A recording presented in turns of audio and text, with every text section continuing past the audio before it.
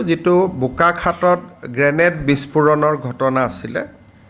এই ঘটনাৰ লগত জড়িত গোটেই কেইজন ব্যক্তিক আৰক্ষীয়ে গ্ৰেপ্তাৰ কৰিছে আৰু যেটো পৰিকল্পনা আছিল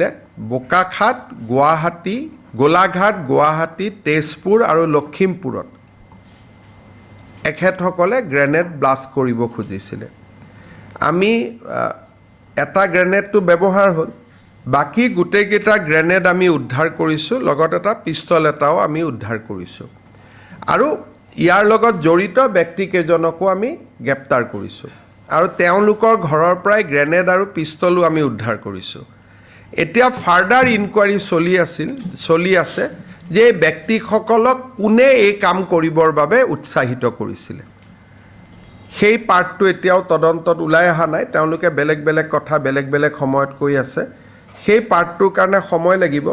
কিন্তু ঘটনাটোৰ লগত জড়িত আটাইকেইজনক গ্ৰেপ্তাৰ কৰা হৈছে ডিজিপিয়ে প্ৰেছত ক'ব আৰু তিনিটা নতুন গ্ৰেনেড আৰু এটা পিস্তলো উদ্ধাৰ কৰা হৈছে